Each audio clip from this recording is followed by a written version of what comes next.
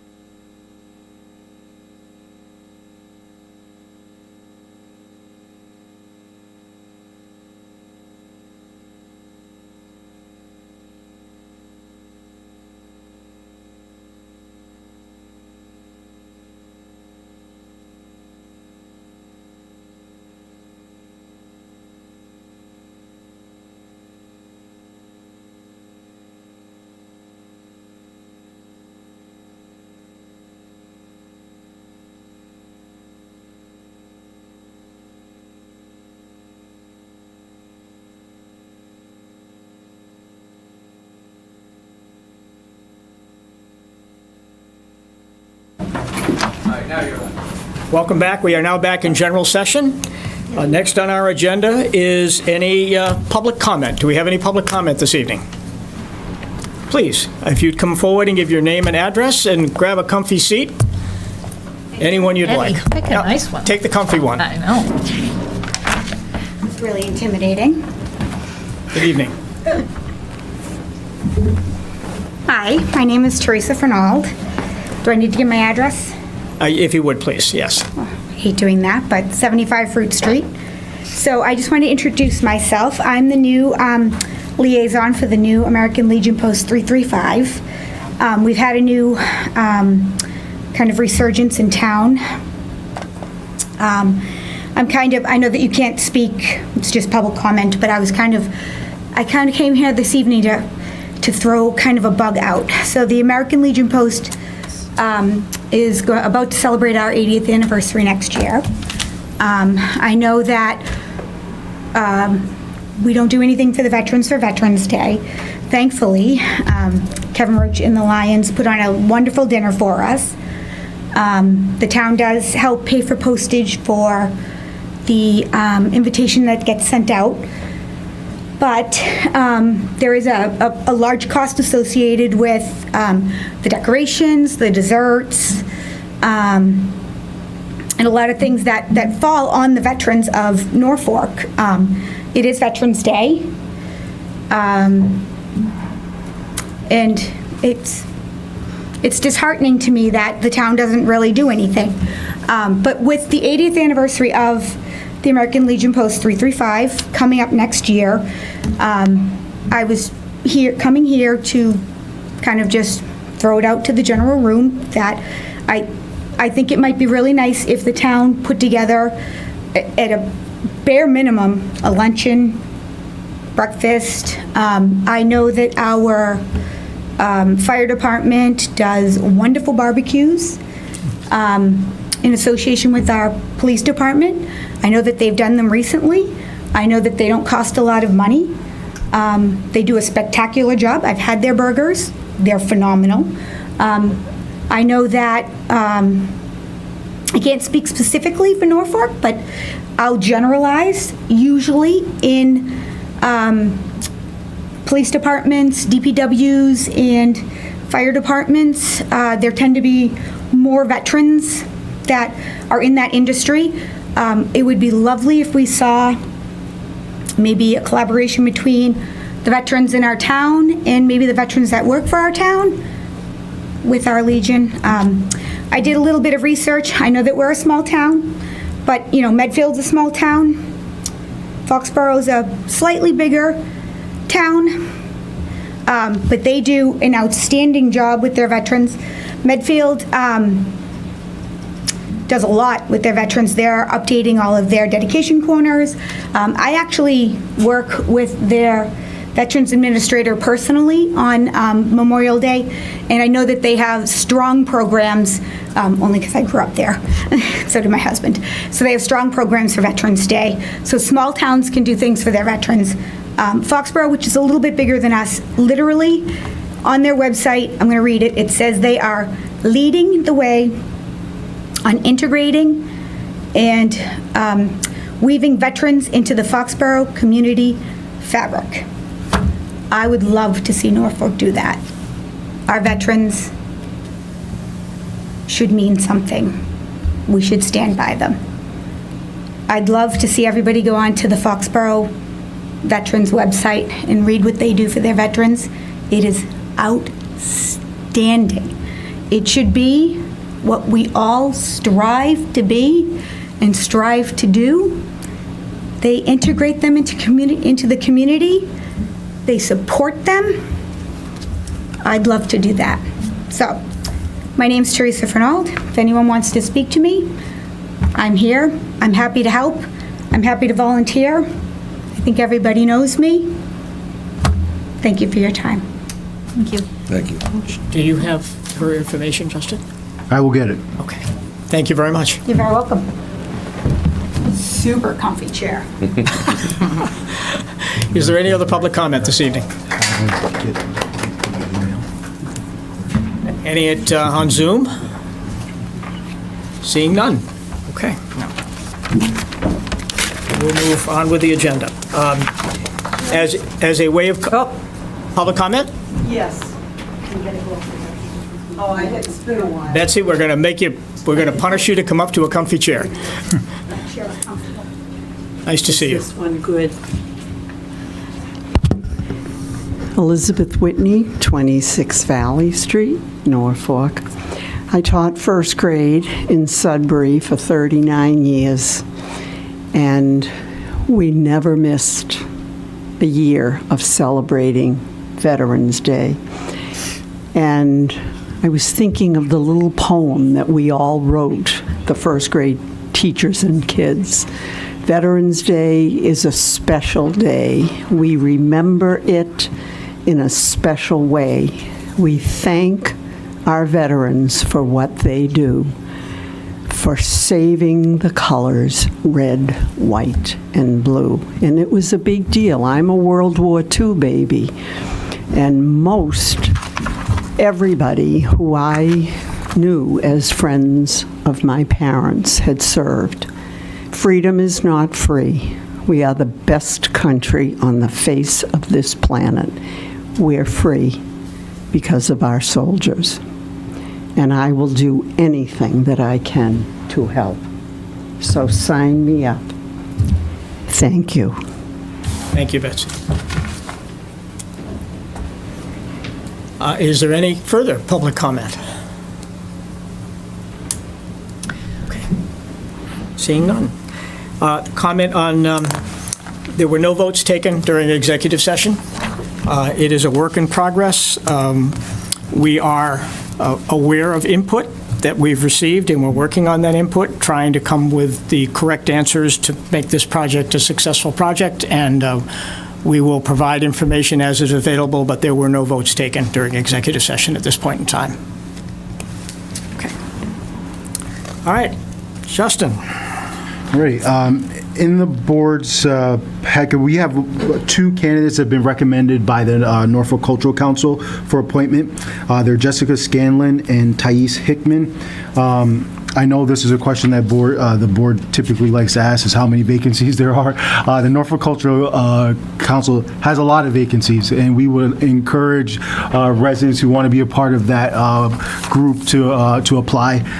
But they were recommended by the council at their September 18th meeting, and their information's in your packet for consideration. Any comments or questions? Are any of the parties here this evening? Of course. Would you like to make any comments, or? Not really. Okay. Fair enough. Comments, questions? I know these women personally, and they're two outstanding members of our community, and I'm honored to support their candidacy. Okay. Do I have a motion?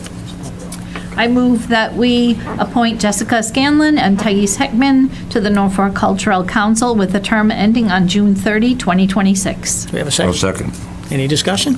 All in favor? Aye. Aye. Unanimous vote. Thank you. Thank you. Thank you very much. And thank you for volunteering. Justin? The next item is a public meeting regarding the Ariana Lane and Toils End Road. As the board's aware, these are two roads being considered for acceptance at November town meeting. We have our DPW director here, and we have our planning director as well. In the board's packet, you have the relevant information there. It's just a step in the process of accepting these town roads as a public way. So this is one of the next steps in that process. If you want to hear from our DPW director or planning director, I would encourage Blair to come up and Rich to unmute. I know there was a question about unaccepted roads and different things, so we'll prepare to answer those questions if you have any. Welcome back. Yes. Thank you for having me again. Thanks for showing up. I just had one question on Yes, sir. Toils End Road.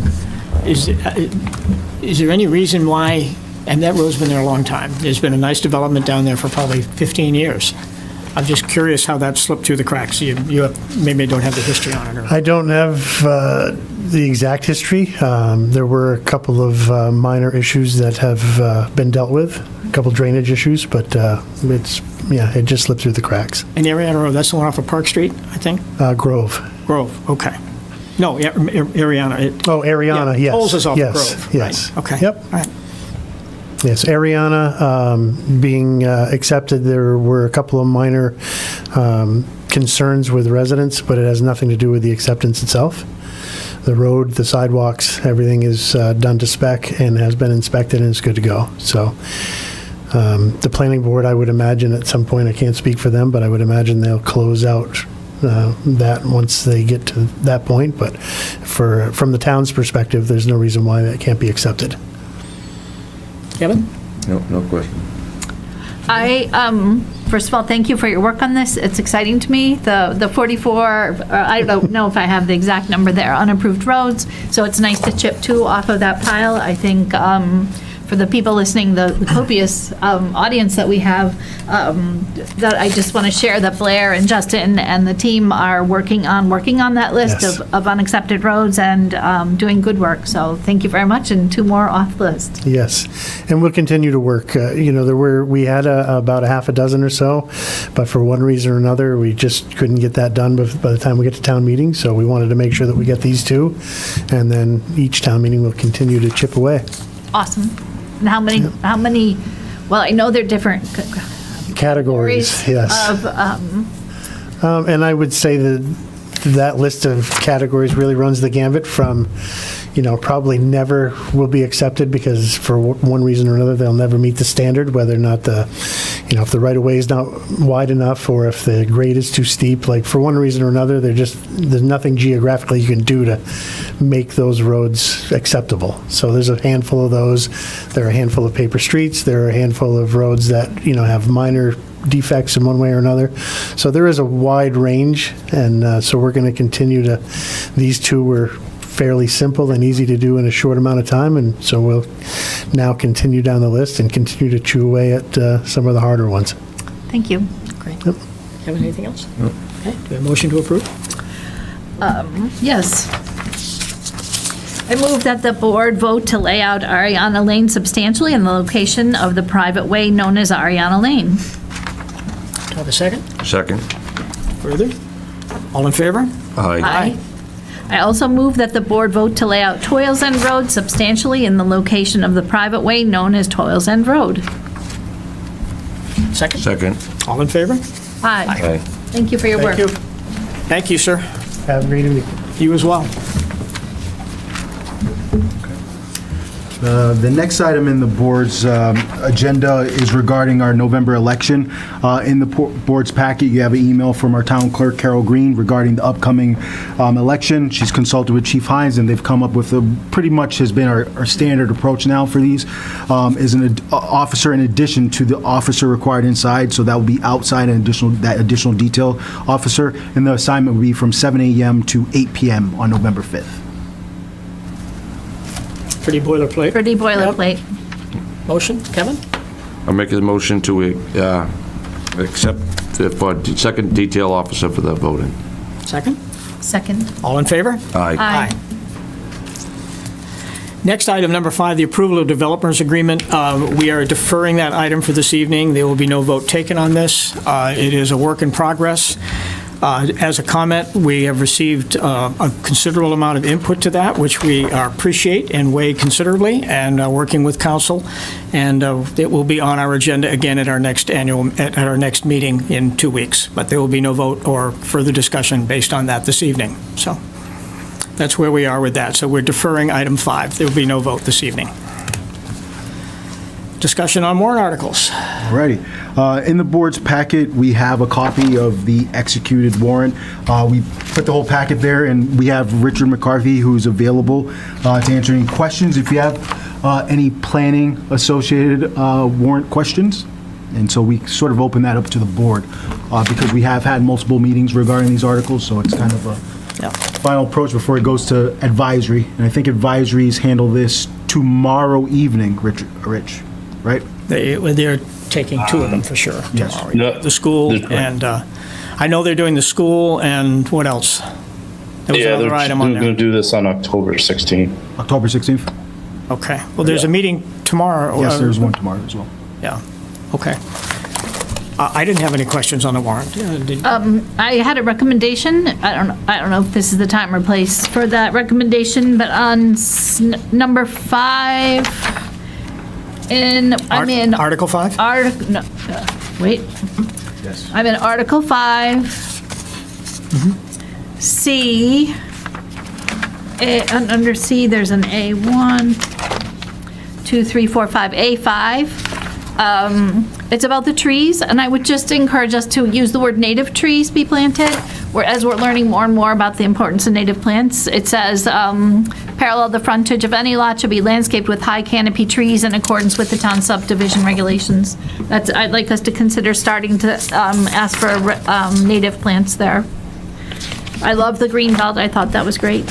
And I think that's my only comment, other than I was unaware that the master plan had been finalized, so I'm looking forward to hearing about that.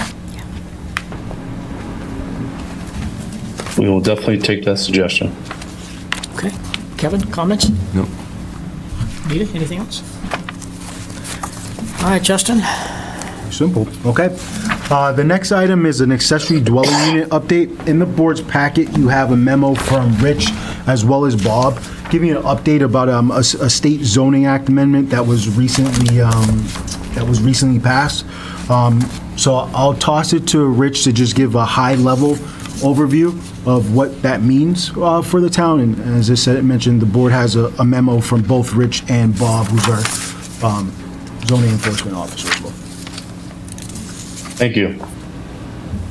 As Justin mentioned, the newly enacted, well, I shouldn't say enacted, voted on, accessory dwelling unit bylaw was adopted by the state. Then the effective date is actually February 3rd, 2025. It has a phase-in period when it becomes effective. Some of the highlights is that now you may have an accessory dwelling unit on your property by right, whether it's attached or detached. You can, and then there's a limit in terms of the size, which is half the square footage of the principal dwelling or 900 square feet, whatever is the lesser amount. As part of the enactment at the state level, towns can consider banning short-term rentals as an Airbnb. That's a provision that the town can give consideration to do. And there are reasonable regulations that the town can give consideration to adopt. I just read an article from the Secretary of Executive Office, Housing and Livable Communities. They are going to be working on putting out some guidelines. That was something that was written into the statute to see if they're going to put something out. I don't anticipate that that will happen necessarily timely. So we're going to have to rely on some of our fellow partnering communities and so forth as we kind of go through this topic. And one thing I just want to let you know is that there was initially the discussion, do we need to kind of come forward to the November town meeting and put something, quote unquote, on the books? And part of that discussion was that, well, one is the Housing and Livable Communities hasn't put out any guidelines, but also it was a little bit quick to be able to, necessarily make sure you've covered what you need to address in terms of the bylaw, look at existing definitions, setbacks, etc. But the way to do this and still have it become effective is for the planning board, which they will be working on some zoning bylaw changes, that they would hold a public hearing in January of 2025 and then bring that to town meeting in the spring. Excuse me.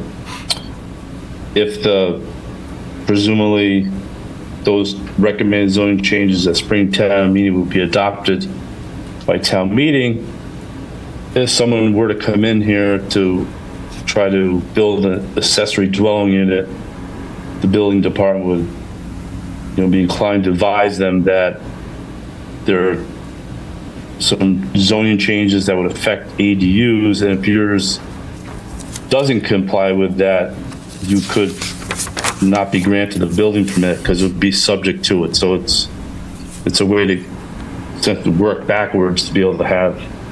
It's not often used, but it is a tool that towns do from here, time to time. I'll pause right now, just if any questions.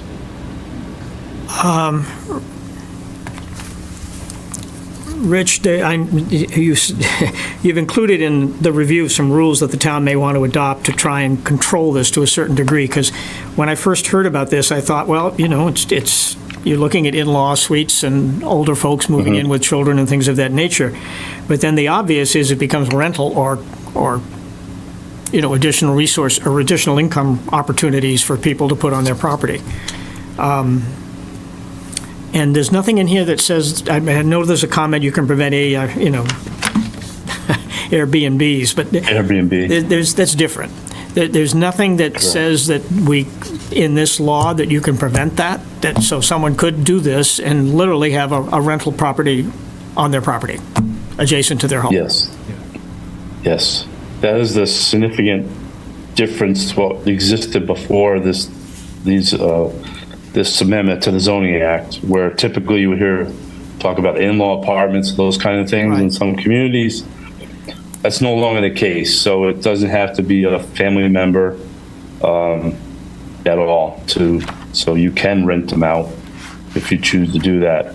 I should add that the first one is by right. Some communities may choose to allow more than one. And if they do that, that's by special permit. And we are learning that someone could, if they chose to, they could condo their property and have a ADU that's separate from the principal building, because the zoning doesn't regulate land ownership. So there could be scenarios where somebody actually has two rental properties. They're actually renting their house plus they have ADU and not be an owner occupant. So that these are the potential possibilities that we may see. They do have to comply with Title V. So that's, at least in Norfolk's case, probably a little bit of a control in terms of ADUs. So you just can't, you have to meet Title V. It's a big change. It's a huge change. Yeah, for sure. Okay. Questions, anybody? I guess my only question would be to ask you to sort of speculate. Are we assuming that this guidance from the state is in response to the housing crisis? So they're trying to generate housing in creative ways, and this is one of the ways? I know it's a speculative answer. No, it isn't. That's at some point. That's one of the things that they've suggested to add more housing for the state, is to allow for accessory dwelling units, and to hopefully address affordability, and not affordability necessarily in terms of 40B affordability, but just more moderate affordable housing options for the general public that doesn't fall into the program. Thank you. Rich, is the bullet points that you enclosed in our information in terms of things that we could adopt to manage this, is that the full extent of the brainstorming, or are there other opportunities? No, there's going to be other things. I think there was a few things that Bob had put in his letter to you that, for example, we would, an ADU would have to follow a principal dwelling setback, those kind of things. And I don't know if I would even investigate if we can go a little bit further than that, frankly, because that might be an overreach. The only reason why I say that at least the principal should meet the setback is that if you're going to have an ADU, you should bear some of the, if you call it the impact, so to speak, right, from an accessory dwelling, not put it onto your neighbor. So that definitely is one. The other would be that accessory dwelling units would be not allowed in the front yard. So that's another thing that we would want to regulate. I'm sure we don't want to necessarily see a accessory dwelling in somebody's front yard. And there is the ability for the town to require a site plan review for these, so you can look at, site design and how it integrates with its surrounding, and that's another consideration the town can do too. Or And there's no process for neighbor input to this, as long as they meet the setbacks?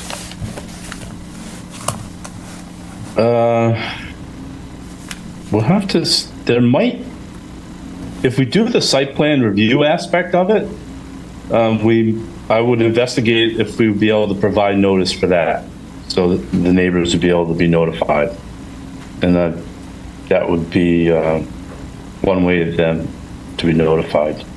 I'll definitely investigate that point, because that would be definitely the vehicle to have input from the neighbors.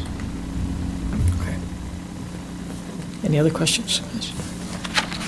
Not at this time. Thanks, Rich. Hope you feel better. Thank you. Safe landing.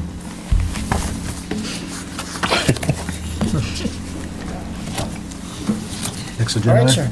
All right. In the board's packet, you have a memo that is from the Energy Committee. You have two members of the Energy Committee as well, if you want to hear from them. But just at a high level, I want to give the board a quick understanding of this. Previously, the town had looked at sort of installing electric vehicle charging infrastructure, maybe 3-4 years ago. When that discussion was first brought up by the facilities director, it sort of was kiboshed. We were going to put some funding towards it. An advisory committee wasn't in support of that. So recently, I've really been exploring the opportunity to install this electrical vehicle charging infrastructure, particularly because there's significant incentives out there right now where the town would actually not have to provide any funding at all. So I met with the Energy Committee, one, to get some feedback from them. I met with a group, East Coast Renewable Energies, that sort of installs these electrical vehicle charging infrastructure. Rentham is pursuing this right now. And so it really is sort of get a blessing from the board to explore it. We would not, be locked into any agreement or anything like that. Before I pursued it, I wanted to make sure the board wanted us to take a look at it. There's essentially two options for the town, and I think in collaboration with the Energy Committee, we could determine what the best course is for the town. But there's a 100% option where the town would take ownership of these devices after they're installed.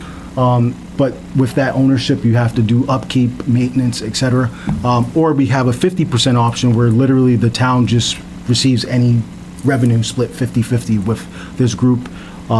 You'll hear in that memo from the Energy Committee, my proposal was 50%. I think they agreed as well. I don't know if you want to hear from them, but that's where we're at right now in terms of that. Andy, do you want to come forward? I'm going to refer to Chris, since Chris is Okay. an EV owner, bumper to bumper, so to speak.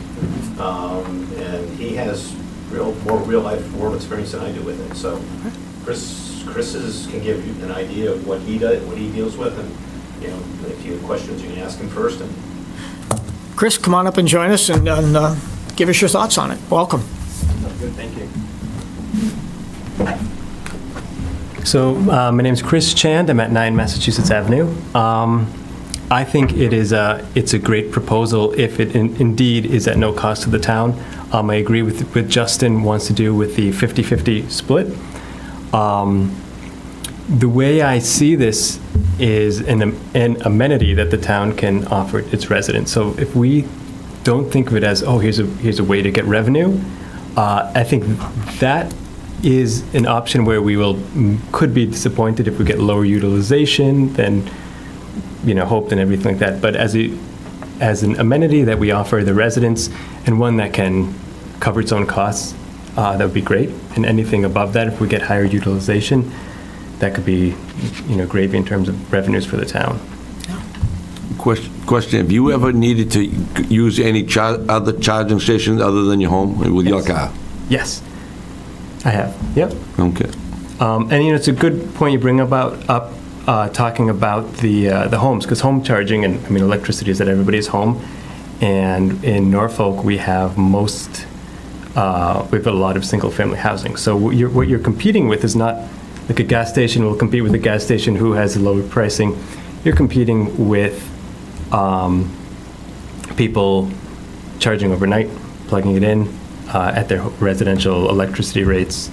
And so that was my reason for cautioning. Don't see this as a huge revenue opportunity, but as a Convenience for the people with electric convenient for cars. the people, yep. And as it grows, our neighboring communities seem to have that as well, and so we can keep up with them and do that as well.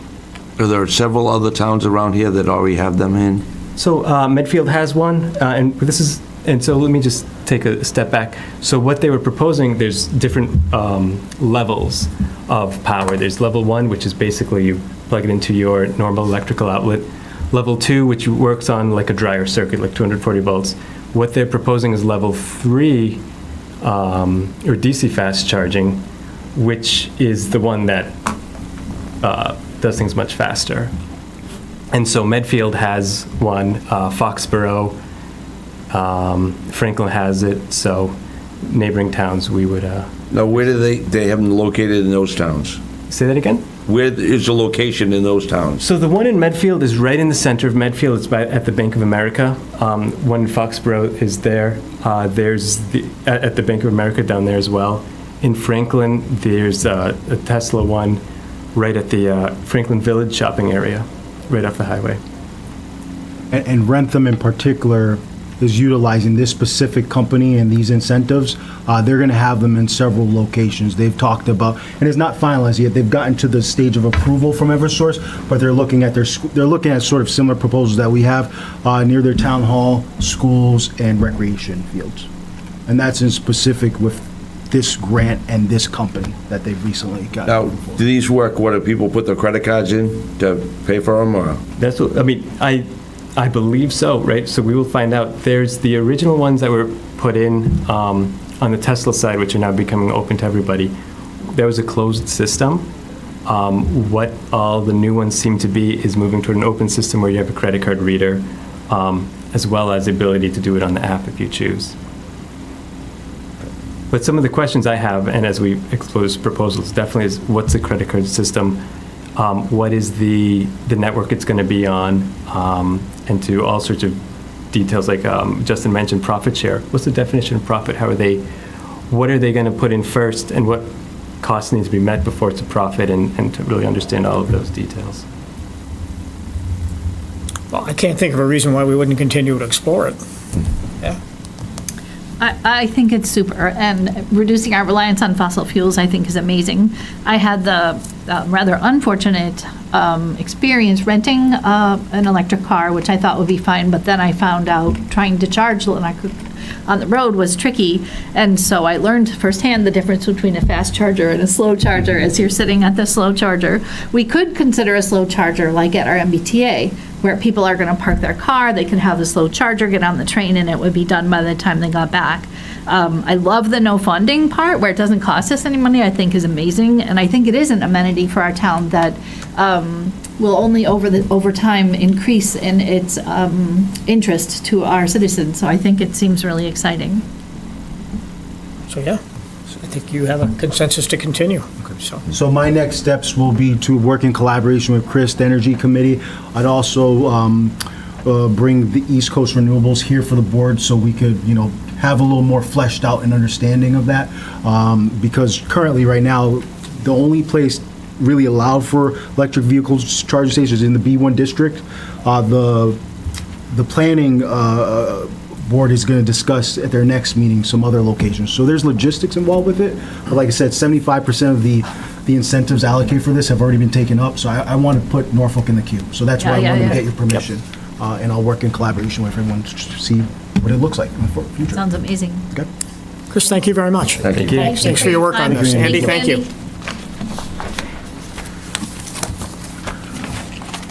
Alrighty. The next agenda item is a finance update. So I'll ask Todd to come up. We gave you a lot of information. In the board's packet, you have a memo from me regarding the debt exclusion sort of process, high level. We sort of focused that on the school expansion project, just to give some information, some deadlines and thoughts there. You have a memo from Todd talking about the Tri-County building project. And then we also included some backup for you. We recently had our free cash certified. I'll let Todd speak to it. We're very proud of that number, and we'll tell you why. And then we included, because there have been questions about what the impacts of, potential debt exclusions are, we included that once again in the board's packet, and added a little more information as well regarding what the school project may look like. And I have to emphasize, and Todd will do this, these are snapshots in time, right? This is our situation now. It could be significantly different later on. So this is projected, and we have to emphasize projected, to just give you an idea of where we are now. But I will toss it to Todd to sort of jumpstart this conversation, and then we want to, have a back and forth a little bit with the board if you have questions, and give you updates on our next steps in terms of capital, et cetera. So, Todd? Sure. Thank you. It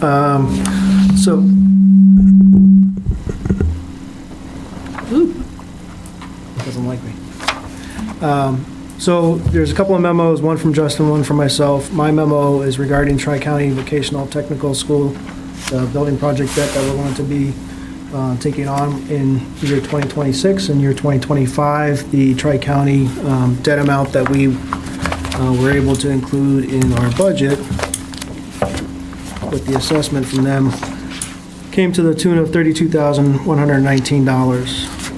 That's for 2025. In 2026, the amount's going to be $371,620, which could have some impacts on the budget because we don't currently have that amount included in the assessment for Tri-County, so that's going to increase their assessment significantly. And part of that resolution potentially is to have that amount similar to what we did in King Philip in the past with their school expansions, is have that debt portion excluded on an ongoing basis. So each year, the excluded debt amount for Tri-County would just become part of our excluded debt, and we would incorporate that into the vote, or you as the board would have to put that through as a vote for you guys. Then that would move on to be voted on at the polls for an excluded debt portion. And again, our contribution to Tri-County overall is about 4.45. That's based on number of kids per year. The debt stays based on that percentage rate. They did give me a forecasted amount, so obviously, like Justin was saying, it could be subject to some changes, minor changes. But the overall scheme is we're approaching about $400,000 annually for the debt portion attributable to Tri-County. And then I'll let you talk about the school debt, or? Yeah, but one little thing in regards to that, I guess, is Todd and I's, approach and thinking how to approach this. It would be a debt exclusion, and we're thinking this is something in collaboration with our Norfolk Town Clerk that we think we would put it on the May election, because then there wouldn't be any special election costs. It's already an election that we're planning for. We have to be, transparent, honest. If it's not approved at the ballot or town meeting during that time, we'll have to figure out how to, maneuver very quickly on the budget and what impact that might be if it isn't voted by the town to be excluded debt. So that's our thought. We kind of wanted to... Say that again? Yeah, so if we were to pursue a debt exclusion for the Tri-County, which we are... I'm sorry. Yeah. I misunderstood. You were talking about Tri-County. No, Yeah. okay, I'm with you. So you don't need me to elaborate? I was ahead of you. I shouldn't say behind you. My fault. Sorry. Yeah, all right. In terms of the school schematic design expansion project, I think, as everyone's aware, there was a presentation at the board's meeting. It's about, almost $4.4 million. So we would need to have a debt exclusion for that as well. The board knows it's a town meeting vote. Dr. Alardi has communicated with myself and Carol, our Norfolk Town Clerk, potentially looking at potential dates. So I can't speak to that. I think they've mentioned possibly looking in January, but nothing has been finalized regarding that. In my memo, we outline, what are some of the requirements in terms of dates and different processes that we need to do. And if it's a special election, there's a cost associated with it. And, I think that's something that we've said particular memo. I think the schools would have to, find the funding for that special election. So that's been communicated to Ingrid, and I think the school committee is aware of that. So I think that's really what my memo outlines. I don't really have anything further to add to that, I guess, unless the board has any questions regarding that process. Todd, what do we have, 2 years left on KP? 26 will be finished. I'm sorry? In 26, we'll make the last payment on KP. And how much is that? Just under, around 500,000. Not much. Not much. Really not going to make much difference then. Okay. Questions for Todd? Anybody?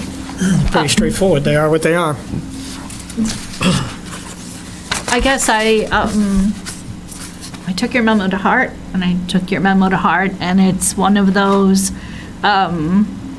situations where you wish it didn't cost us the money, right? You wish it didn't. I remember shortly after we bought our house, we needed a new furnace, which was painful, and we put the furnace in, and then my husband set up lawn chairs downstairs so we could just look at it, because we spent so much money on the furnace, and you just want to enjoy it. And so these are things that you have to spend money on that are sometimes difficult and pinch, but they're none of these are luxuries, that we're not adding something fancy. And as you can see, that there are so many grants opportunities out there that the town also benefits from. So I did the math, and it's a little bit pinchy, but it's not crazy. They aren't crazy numbers. I did it quarterly and by the month, and for the average homeowner, if all this came to be, it's under 500 for a quarter. So quite a bit under 500. So I wish we didn't have to, but I think that then we'll have a new police station, a new fire station, adequate school system. We won't have big expenses down the road for a while. I don't see, like, the town hall's pretty new. I don't see any big ones down the road for a while, so. Anyway. Well, I'm not, this isn't the time or place to debate the merits of the project. And I understand that, but I think people have to understand, while you say it's 500 a quarter, it is about a 25% increase to the average tax bill, period. No matter how you want to count it, no matter how you want to figure it, no matter what the motivation, the reasons, or rationales, it is a 25% increase to the average tax bill if this all goes as planned. And that has to be considered. Again, I'm not getting into the pros and cons of the project. That is not my point. But the largest segment of our population in this town is over 65, fastest growing segment, and they are, a majority of whom are on fixed income. And 25% is a huge increase in the next 3 to 4 years. And people need to understand that and then vote as they so choose. But they need to see all of the information and the implications of those decisions. That's my only concern. And then let the vote take it where it takes it.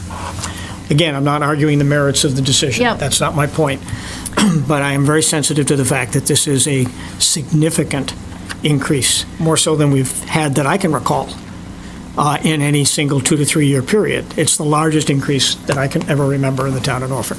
Well, what I did, because I'm in that fixed income right now myself, like, I'm living in that life, and I'm in that average or less than that average home. And so it will affect me as well. And so I did the math, like, what would this be? And so for the average home, it's $438 a quarter, which is $145 a month, which is not small, right? That's not a small number. But what we're benefiting from it, I think, is worth it, which we're not discussing today. But I guess I just wanted to be able to say that we understand that this pinches, and that we're doing our best to make sure that we're getting the most for our money. Well, the 433 is a given. That decision's been made. We're going to get the 433 because that's already been voted, built, and done. So that is going on the tax bill in January. So I included in your packets 4 illustrations. Right. Norfolk Fire Station. Previously done this illustration to show what the potential tax impact could be. We delivered it at a town meeting so people were aware. The numbers came in much more beneficial. Interest rate approaches about 3.5%. With the time horizon, the actual dollars that we have to account for is the 1.6 million for this year. So the impact, which will go on the tax bills come January, when we do set the tax rate in November, will be $433.25 per the average house as of now, not November. So it might change a little bit, but that's where we're looking at as far as the actual impact based on all the numbers that I have currently.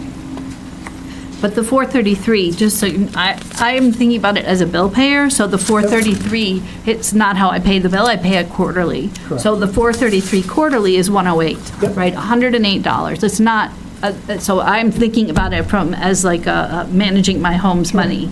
And so $108 is what it is per quarter, which is $36 extra a The month. average house, yep. Yeah, for the average house, that's correct. But the people I'm worried about, like Jim is talking about, is the people on the fixed income who have maybe the less than the average house and who, Well, Tri-County's a given as well.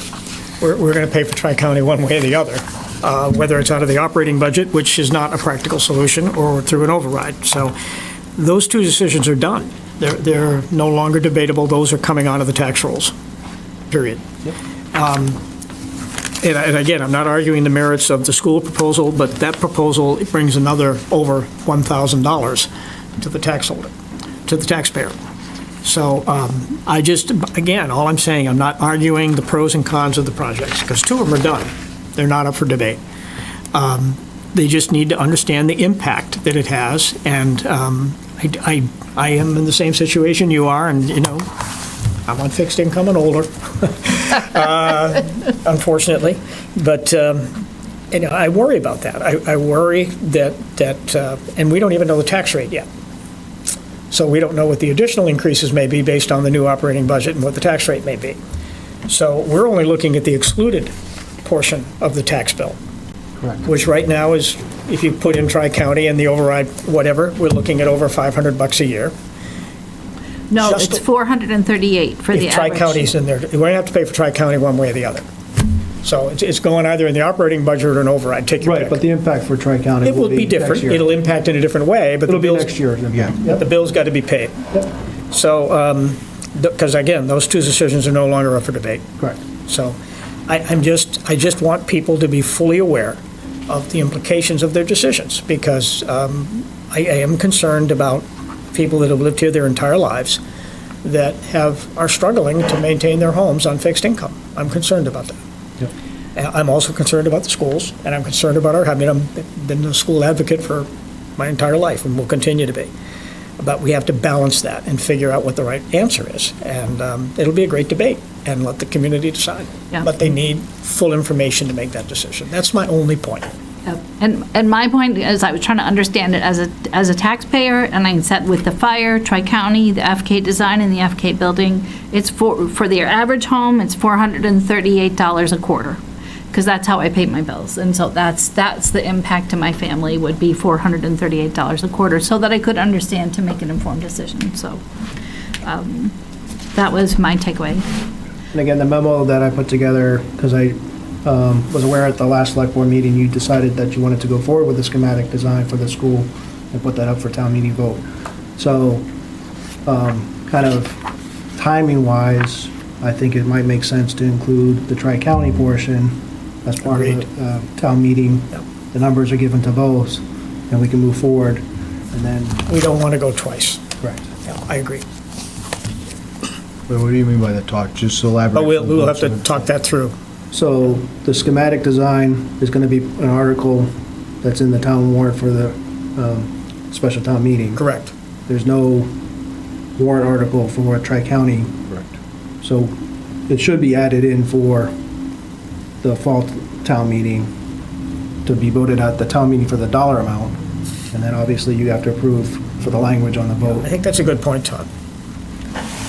Because however we choose to go for the funding, it should be a combined resource. Yeah, that makes sense to me.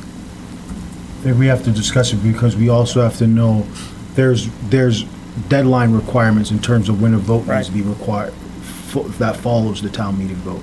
So we just have to make sure on that one. Yep. Let's double back on that one. Let's And talk also about deadlines in terms of the following vote, so I think it's January. Exactly. So I think we should talk about that. Yep. But that's good thought, thanks. I'm going to move on to our next one, if the board is okay with it. Everybody? Yep. Okay? Thank you. No, Todd's still here. Todd's still The next item was the free cash certification.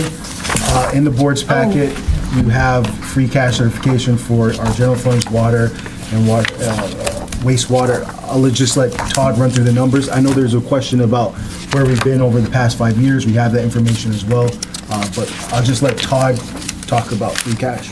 Sure, so as of September 25th, I believe all of you have received an email from DLS indicating that the free cash has been certified. We have three components. One is the free cash for the town, and then there's retained earnings for both water and for the wastewater division. For the town, they certified free cash for 2024, which is as of 7/1/24, is $3,287,426. For retained earnings on water, that amount is $3,517,298. And for the wastewater, they certified $66,996. And when we were talking about the wastewater rates, I went through that process of how the retained earnings was going to flow, and they actually came in at the number that I expected them to for the wastewater as well. Reason why free cash was pretty good this year, we had a pretty good amount of turnbacks from the various departments, so the expenses were kept low within all the departments. So that really helped out quite a bit. We had some free cash that we carried over from the previous year that wasn't utilized. We didn't have a lot of free cash that needed to subsidize any snow bills, any late bills, or anything like that. And then we had additional monies coming in from sale of, or proceeds from a sale of one of the houses. So we had some net proceeds. And then, as you're well aware, when we went through the June 30th, you saw the significant increase in the investments on, or the interest portion that was received, almost a little over $400,000. We were only expecting about 25. So those were all the positive numbers, which then contributed to this $3,287,000. Excellent. And so for the people watching, can you, who are thinking, wow, we have all these debt things that we're talking about, why don't we just use free cash? Can you just explain that just for our audience? So free cash component, typically what we've done in the past is based on the free cash component comes in, we get it certified. Just this past week, Justin and I have been sitting down with department heads and going through all the different capital requests from all the different departments for everything, whether it's building-related, vehicle-related, or new projects in the pipelines for various topics that were related to capital. We sit down, though, we prioritize those, we come up with a plan in place to say, okay, well, we kind of want to be mindful of the monies, so we typically earmark almost about half of those amounts, similar to what we did last year. It's just a little bit over half that we allocated towards the capital. But then we also have to fund some monies into our stabilization fund, OPEB funds, capital stabilization fund we're looking at this year as well. And being mindful there might be some transfers for other things that came up kind of last minute that weren't included in the regular operating budget, but we might need to be mindful and say, okay, we have additional 40Bs that are coming in. We need $10,000 more for legal expenses. So we'll make those transfers as part of that component. So typically we try and use about half, maybe a little bit more at the fall, leaving us the balance to kind of help out, whether it's bridging the gap on the budget or funding more towards the stabilization or what have you. Funding the stabilization has good impact, especially on our debt rating. So we'll never get to 15% that I'm aware of. It'd be very tough for us to get to 15%. Miracles happen. They could. I'd like to at least maintain the 5% threshold that we've kept in place and have kind of tried to maintain throughout this process. So that's kind of the process and the thought about how we utilize free cash. That's just on the town side. Water's a little bit different. They use the free cash for various projects. A couple of trucks were bought previous years that might do some more water pipe work, main AC replacements. So instead of some of the debt funding, we might use some of those proceeds there, but it's always good to have healthy reserves. And in the wastewater, we need to build those reserves. So at some point, those numbers need to go up a little bit, but just want to give you a historical. So back in, when I started, which was June of 2016, we got our free cash certified of $1,552,778. The next year, again, we kept it about $1,557,000. The following year was $1,033,000. In 7/1/2019, $1,142,000. 7/1/20, we had $997,000. 7/1/21, we popped up to $3,084,163. 7/1/22, we kept our target of about 2.946. 7/1/23, 2.908. And as we all know, this year, 7/1/24, the largest number for the town of Norfolk, 3.287. Excellent. Pass those. The Cliff Note version of this for folks is these are funds that should be used for one-time expenses. They are certainly not guaranteed for any given year. If you use the rule of 72s and you compound it at 10%, we're basically doubling our money in the last 10 years, which is not an extraordinary response, but it's a good response. But it is our reserve fund. This is what keeps the town solvent.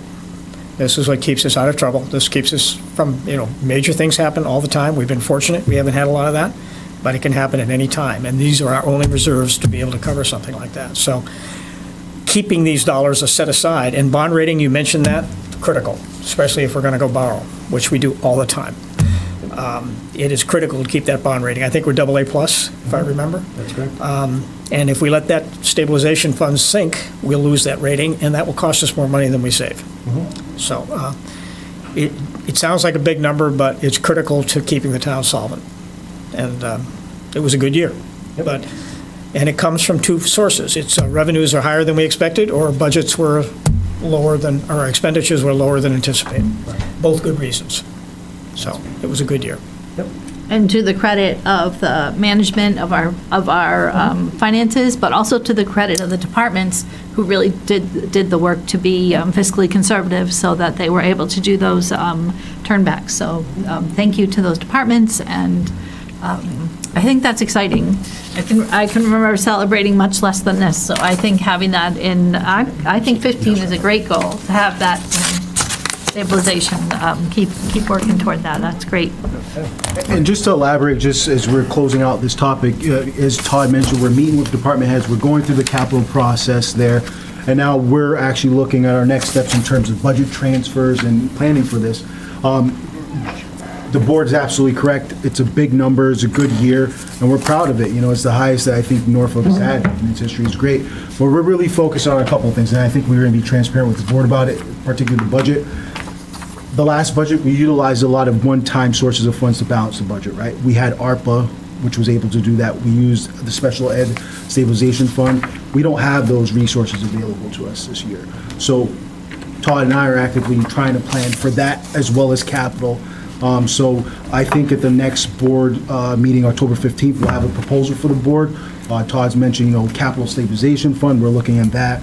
We're obviously looking at stabilization, OPED, and the other transfers. And we're also really prioritizing the rating agent, the debt rating. So in correlation with all those things, we've got a good free cash number. We've got to invest in those stabilization funds. I recently reached out, and I'm going to be partnering with Todd on this, to our rating agency group. Their metrics changed for what they look at for bond ratings recently in September. So we're really trying to be active. Can we get to a AAA? We'll never say never, right? But we're actively looking at all these things, particularly as we're going out for debt. We're trying to minimize costs on taxpayers as best as possible. When was the last time S&P was out here? The ban, What's up? When was the last time S&P was out here?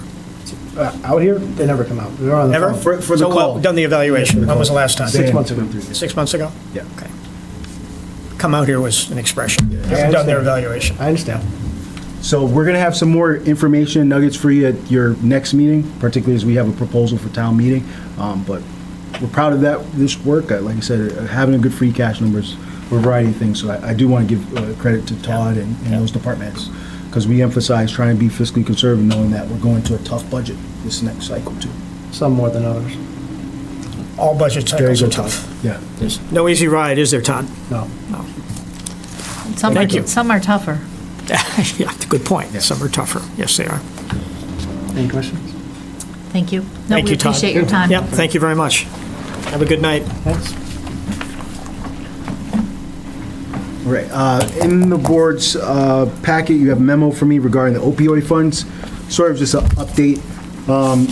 To date, the town has received $88,914 in opioid abatement funds. As the board's aware, you allocated $20,000 of those funds to various organizations. And so, we have an opportunity to appropriate funds again at fall town meeting. I'm trying to get the sense from the board if we want to appropriate additional funds, which I believe we do. And the question is, how much do we want to appropriate? And I have a recommendation that we possibly appropriate around $30,000 to $40,000, because that would still leave about $28,000 to $38,000, which is still a significant amount that we could appropriate at the following town meeting. And in particular, why I recommend that is that there's an opportunity for a new grant that sort of opened up for the town where you can match public and private resources of funds. So I've actively reached out to the organizations that we allocated funds to, as well as the boards of health, to see if there's opportunities for us. So if we can utilize those funds, we could get even more bang for our buck right now. I'll be honest, there hasn't been too many other organizations that have reached out to us outside of the three that we've had, but I've communicated with them, and I'm trying to partner with them to see if there's an opportunity there to do that. So this is part of our budget transfers process, because this is a little tricky. We have $19,000 that we'll just appropriate to the select board fund like we did previously, because those funds are outside of the opioid stabilization fund that we created at our last town meeting. Then we would have to take another separate vote to appropriate funds from the stabilization fund. That requires a 2/3 vote. So I kind of want to just get a sense from the board, because if we have to do that, I've got to add an article to the warrant to do that as well. So just want some guidance on what the board wants to do. Kevin? I have no questions at this time. Anita? Well, here's what I was thinking. I liked your idea.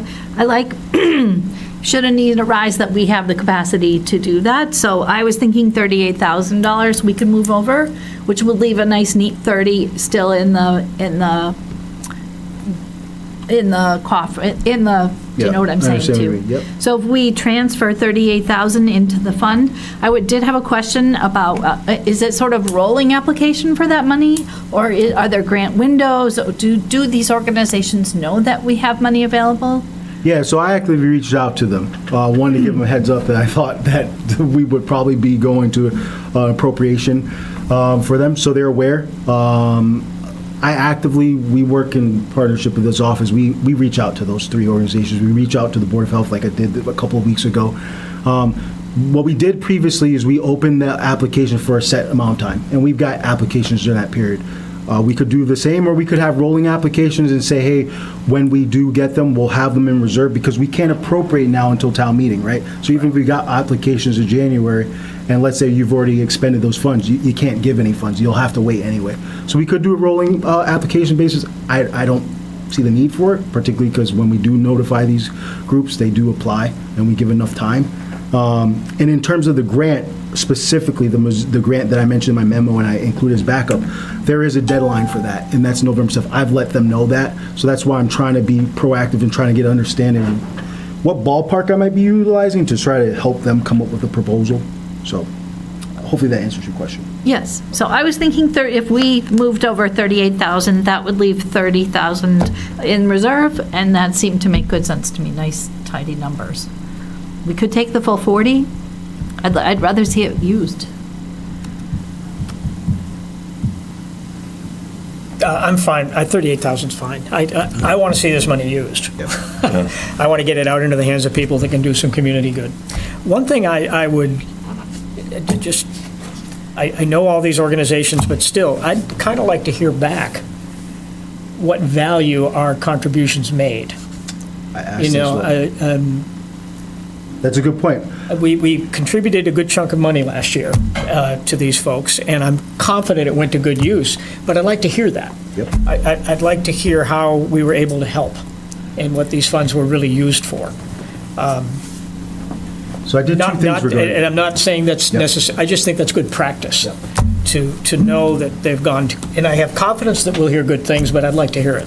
I did two things regarding that. I thought that that would be something that would mention, and I had reached out about a month ago to all those organizations again, saying, hey, I think at some point, even if the board is going to make an appropriation this year, I think it'd be worthwhile if you came in and talked about what impact that, what did you do, what impact did it have? I think it's good for the community to know. That's my point. I Right? think that people need to know where this money's going. And Yeah. as I say, Gillies House, and they're all wonderful organizations. There was buy-in from all of them, so Yeah. that will happen. Okay. It That would might, be my only request.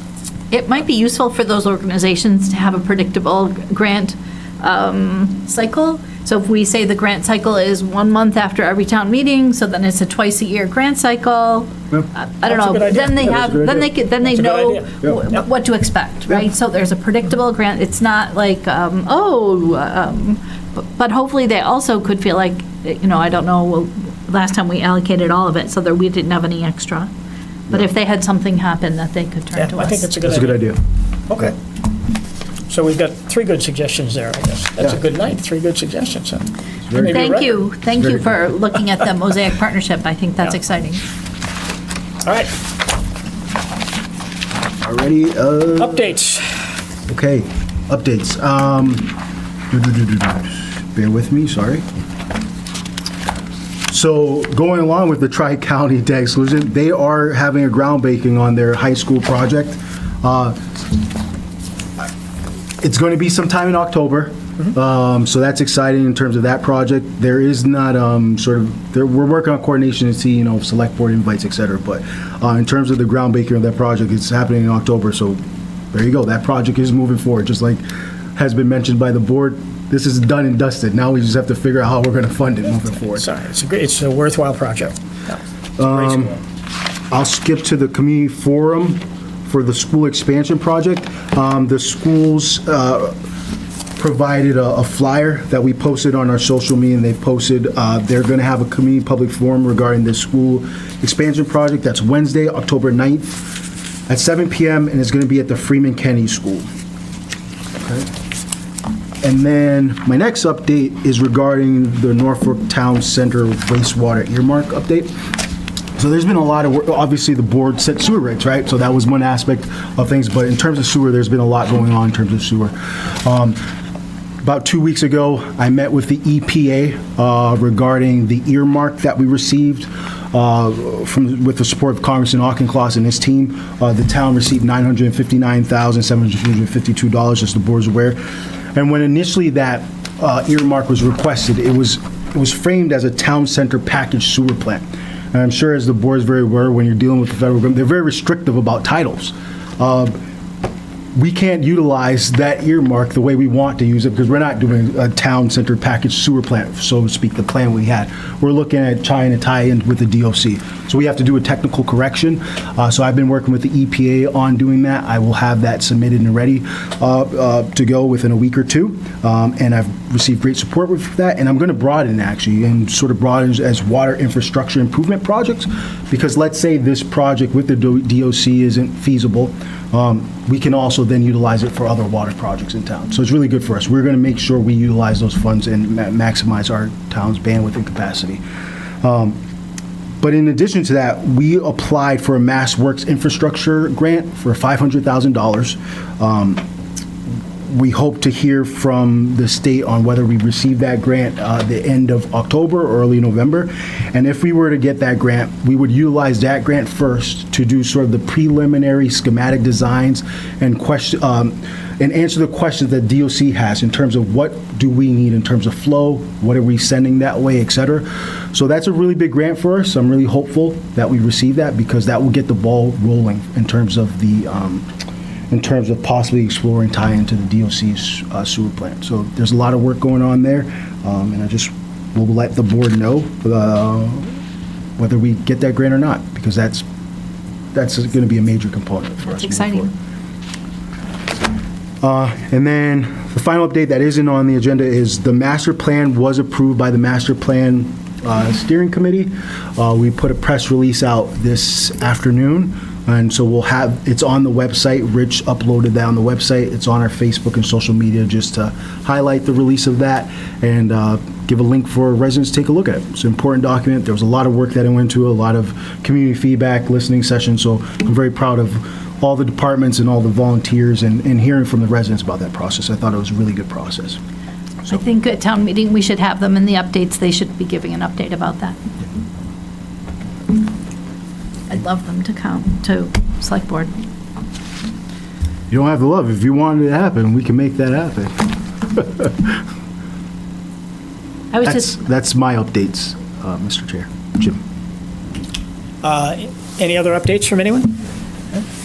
Just a brief one from me regarding the shelter. We continue to have, well, in some cases, multiple conversations for a week with the state, but no dramatic changes. We've not had any significant increase to the number of students in our schools. There are actually now fewer people in the facility. I think it was 183 versus the 215 that were there the week before. That doesn't necessarily mean anything one way or the other. It just means that some families have found new locations. But I would expect that with the colder weather coming, we anticipate that that number will increase. The main issue that's still on the table, there are two issues that we're in extensive discussions with them on, are compensation to schools. And the second issue is getting clarity on how these extensions work and don't work. And I don't want to defend them, but it is a confusing, convoluted process. There are just too many parties involved that sometimes don't communicate very well. And they're aware of that, and they're doing their very best. But I will say that they have worked with us over the last couple of weeks. We have not had any new families arrive in Norfolk that had school-aged children, which was a commitment they made to us several weeks ago. That will not continue forever. But it's work in progress. I don't know how else to say it. But we've still had no public safety issues of any nature that I'm aware of. That has apparently really gone very, very well. Well, no incidents means very, very well. And we don't anticipate any. They were very good controls on that. But the schools are still an issue to us, and it's work in progress. We are working very hard to mitigate those concerns. So not the most meaningful update for you, but we met yesterday, I guess, whatever day it was. Monday. I think that was yesterday. It was yesterday. And we met several times. It's just been constant. So we'll keep at it. If there's anything meaningful, we will share it immediately. Yeah. Kevin, anything? No. Anita? no? Justin? I have nothing else. We need to approve the warrants. I move that we approve the warrants as listed in the agenda. Have a second? Second. All in favor? Aye. Aye. And we have approval of minutes of September 17th. Mr. Rich? I make a motion, we approve the meetings of September 17th. Second. Thank you. All in favor? Aye. Kate, anything from you, sir, ma'am, tonight? I'm all set. Okay. Amanda, as always, thank you very much. Kevin, do I have a motion to adjourn? So moved. All in favor? Aye. Aye. Aye. There will be no debate.